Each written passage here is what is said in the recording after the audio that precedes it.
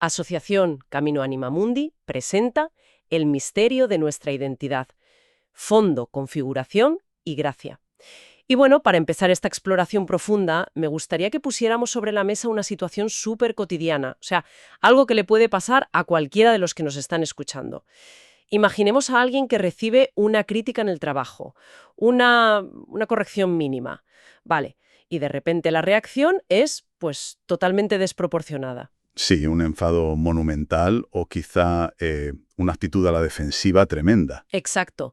O por el contrario, un encierro total, un bloqueo. En ese instante exacto en el que la sangre hierve o el estómago se encoge, la gran pregunta es, ¿quién está realmente al mando? Porque si le preguntamos a cierta psicología pop actual, la respuesta rápida es que somos, bueno, pues un cúmulo de traumas infantiles y construcciones sociales. Pura ficción narrativa. Claro, la visión de que no hay nada sólido debajo. Eso es.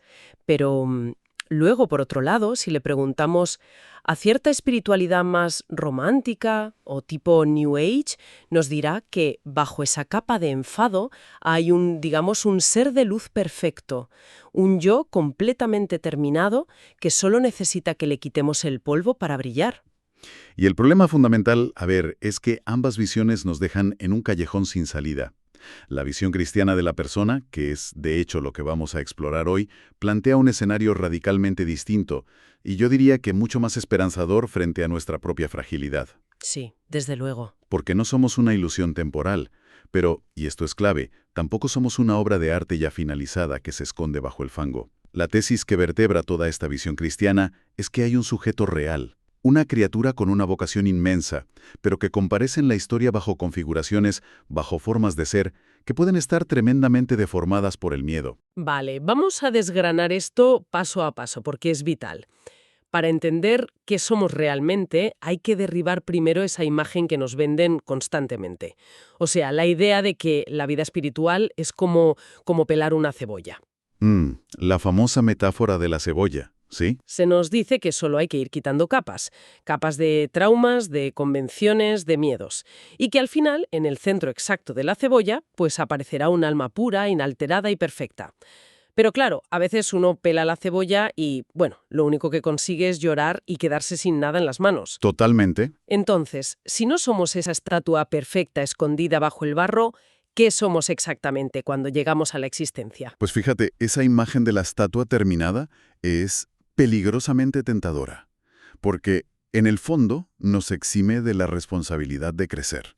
O sea, si yo ya soy perfecto en mi núcleo, cualquier error es solo un despiste que no tiene que ver verdaderamente conmigo. Claro, es una excusa perfecta. Exacto.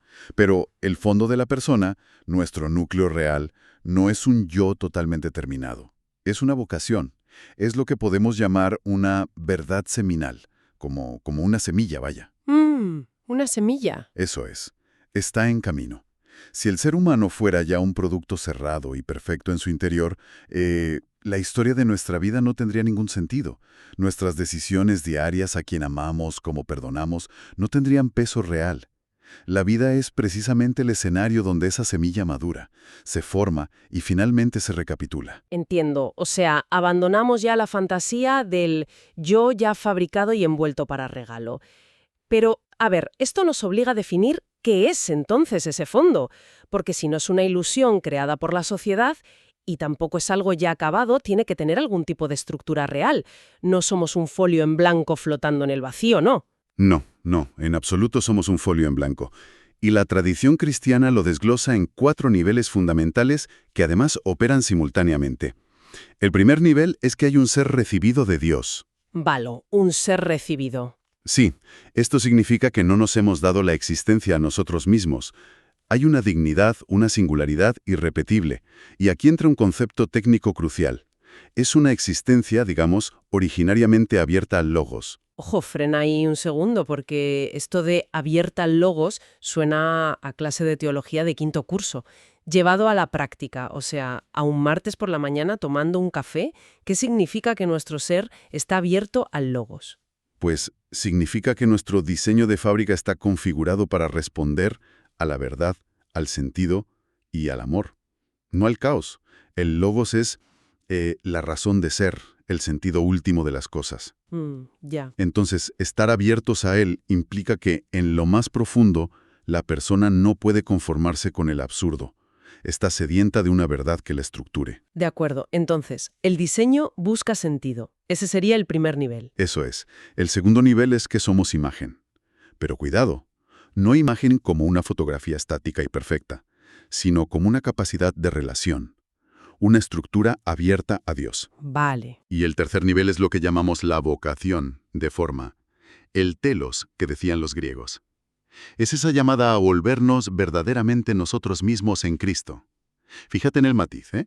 No es solo ser, es una llamada a llegar a ser. Implica movimiento. Implica un destino. O sea, tenemos ser, tenemos imagen, tenemos vocación. Faltaría un cuarto nivel. Y la verdad, presiento que es donde ocurren las complicaciones. Bueno, el cuarto nivel es el corazón. Y aquí hay que vaciar esta palabra de todo el sentimentalismo romántico de las películas. Sí, por favor, nada de mariposas en el estómago. Exacto, nada de eso. En el sentido bíblico y espiritual profundo, el corazón no es donde sentimos emociones pasajeras. Es el centro de mando. Es el lugar de orientación fundamental de la persona. El centro de mando. Qué buena imagen. Sí, es ahí, en ese sagrado reducto donde el sujeto toma la decisión última. O se abre a esa vocación de forma de la que hablábamos, o se endurece, se defiende y se repliega sobre sí mismo. Entonces, ¿qué significa todo esto? Porque aquí es donde la teoría choca de frente con la realidad. Si tenemos este fondo tan noble, o sea, si somos criaturas llamadas a la plenitud con un centro de mando libre, ¿cómo explicamos el desastre de nuestro día a día? Claro, esa es la gran pregunta. Volviendo al ejemplo del principio, el compañero que estalla por una crítica. Al final vivimos arrastrando miedo, síndrome del impostor, vergüenza, impulsos egoístas. ¿Acaso todas estas historias dolorosas, todas estas narrativas que acumulamos desde la infancia, terminan destruyendo ese fondo? Es la gran encrucijada del sufrimiento humano. Y la respuesta así directa es que no.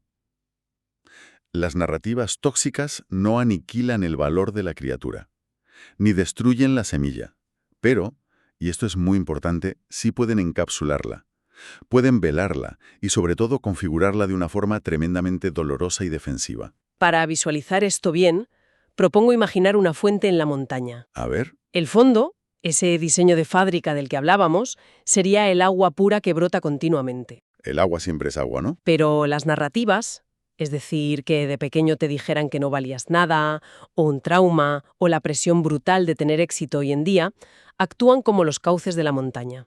Son los sedimentos, las canalizaciones de piedra, el barro por donde pasa ese agua. Lo fascinante aquí es que esa metáfora es sumamente precisa, porque fíjate que el cauce de barro no puede crear el agua, el miedo no inventa tu existencia, el trauma no te da el ser. Claro, no originan el agua. Exacto. Pero esos cauces pueden enturbiar el agua de manera severa, pueden desviarla hacia un pozo donde se estanca, o hacer que salga a tanta presión que arrase con lo que tiene delante. El agua, en su esencia, sigue siendo inalterable, sí, pero su manifestación histórica, la forma en que llega al valle, está totalmente condicionada por esas piedras del camino. Y esto nos da una herramienta brutal para entender la psicología espiritual. O sea, nos obliga a trazar una línea divisoria inquebrantable entre el yo profundo y el yo configurado. Siguiendo con la fuente, el yo profundo es el agua incontaminada, y el yo configurado es todo ese recorrido lleno de curvas, desvíos y barricadas defensivas. Y esto explica perfectamente fenómenos modernos como el que mencionabas antes, el síndrome del impostor. El yo profundo de esa persona tiene un valor inmenso. Es una criatura única y querida por Dios.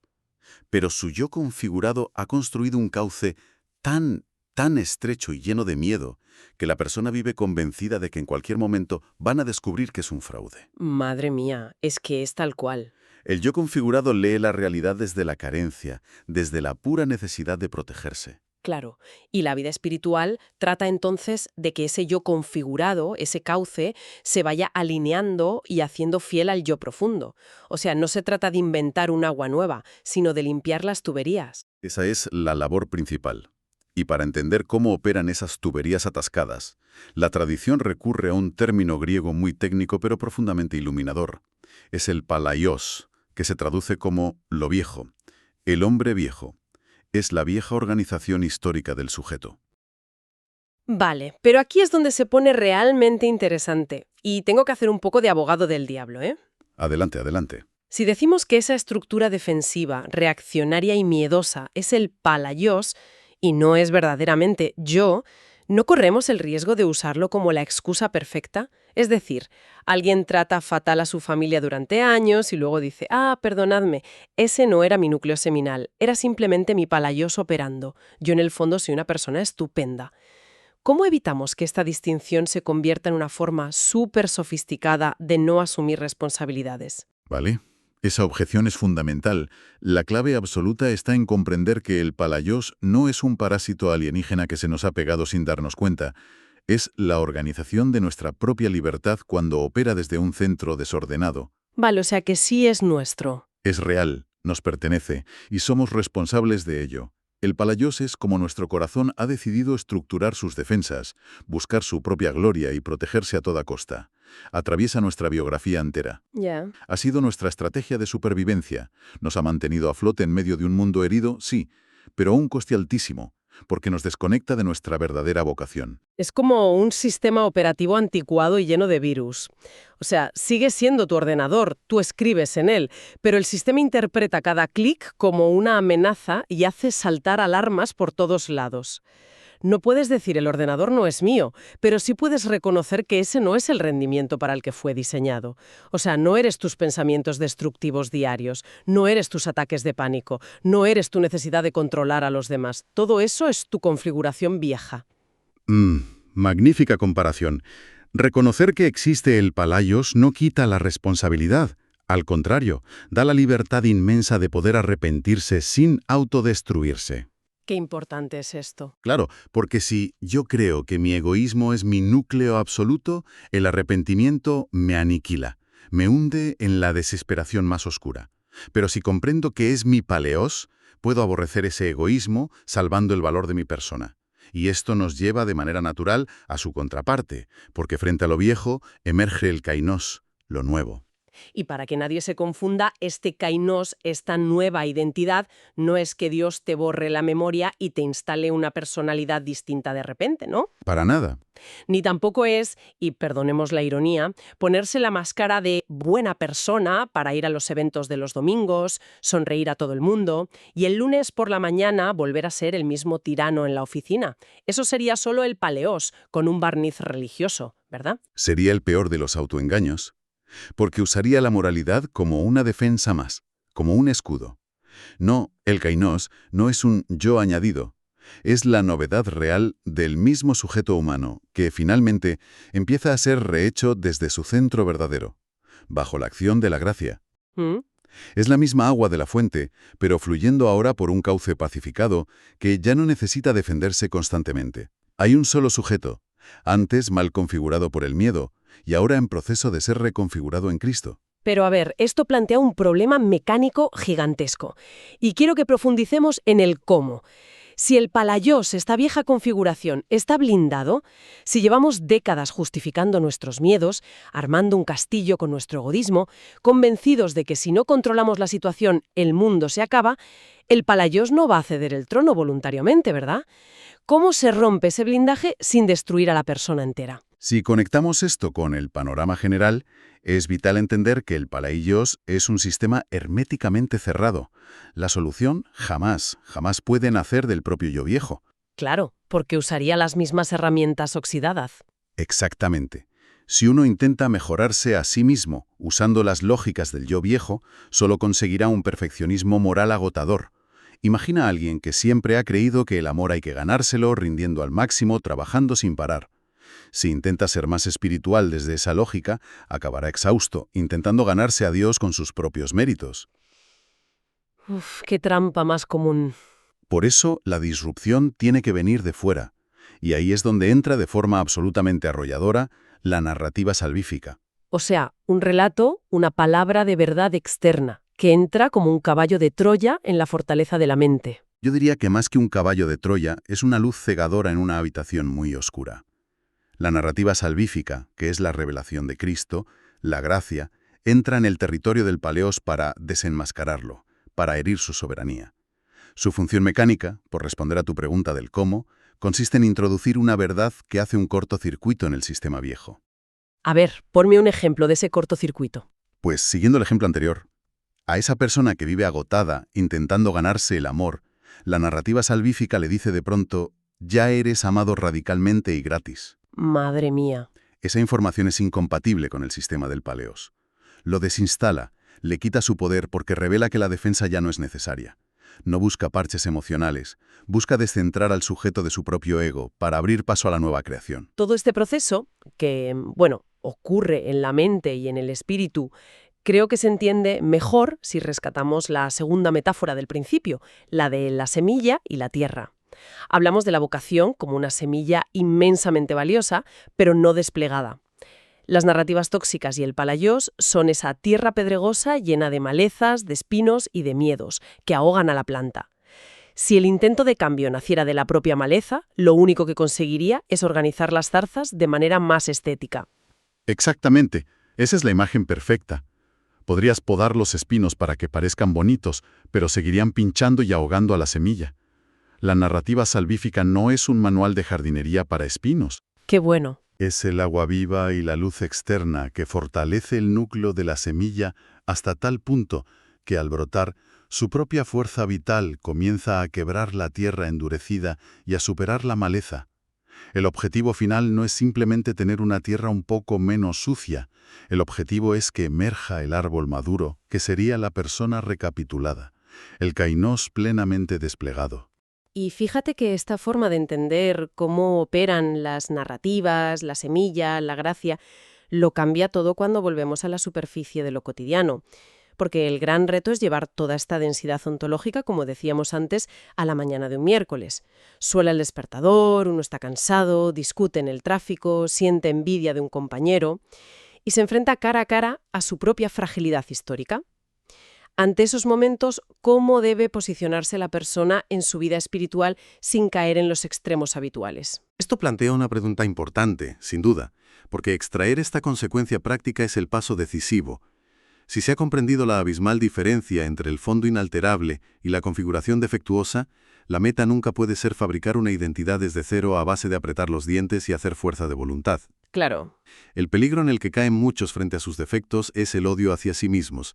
Confunden su vieja configuración con su ser último y concluyen, soy basura, no tengo remedio, soy pura toxicidad. Claro. Ese sería el camino de la autoaniquilación. Es trágico porque, aunque uno se sienta muy humilde dándose latigazos mentalmente, en realidad está insultando la obra de arte original.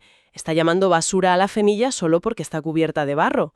Pero luego tenemos el extremo contrario, que además está muy de moda hoy en día, la autoafirmación ciega e ingenua. Así es. La trampa moderna de decir, soy perfecto tal como soy, y si grito y me enfado, es mi verdad y el mundo debe aceptarla. Eso es validar el Palaiós, es darle las llaves de la casa al egoísmo y a las defensas, ignorando el tremendo daño real que esas actitudes causan a los demás y a uno mismo. Totalmente. Ninguno de estos dos caminos, ni el desprecio destructivo, ni la aceptación pasiva del mal, refleja la verdadera dinámica de transformación cristiana. Entonces, si no es autoaniquilación y no es autoafirmación ingenua, queda un camino intermedio que, a ver, sospecho que es muchísimo más exigente. Es exigente y liberador a partes iguales. Es la conformación. Conformación. Implica aprender a observar nuestra propia mente en tiempo real. Cuando surge esa envidia o ese enfado desproporcionado del que hablabas, se trata de desenmascarar la narrativa tóxica y decir, esto es mi vieja configuración operando por miedo, pero no es mi verdad última. Y desde ese reconocimiento sereno, cooperar activamente con la gracia para permitir que emerja la forma de Cristo en nuestra vida. Es dejar de pelear solos para empezar a rendir las defensas ante esa verdad externa. Es un giro de perspectiva espectacular, la verdad. Dejar de estar obsesionados con construirnos a nosotros mismos o destruirnos para centrarnos en permitir que se nos forme. Y bueno, para ir cerrando esta sesión, me gustaría dejar flotando una idea que no requiere ser respondida ahora mismo, sino más bien saboreada en el silencio de los próximos días. Si tomamos conciencia de que el agua de nuestra propia fuente interior ha estado corriendo durante décadas por cauces de miedo, por surcos de vergüenza o por barricadas defensivas, la simple revelación de que ese lodo de los bordes no es tu agua proporciona una libertad asombrosa. Absolutamente. Es una invitación a observar la próxima reacción instintiva que tengamos, ese próximo sobresalto o enfado, y preguntarnos desde la calma: ¿esto que estoy sintiendo ahora mismo es mi verdad seminal abriéndose paso o es simplemente la vieja configuración intentando gobernar de nuevo mi tierra? Para continuar este camino y profundizar en todo lo que hemos abordado hoy, escríbenos a quiero@caminoanimamundi.org.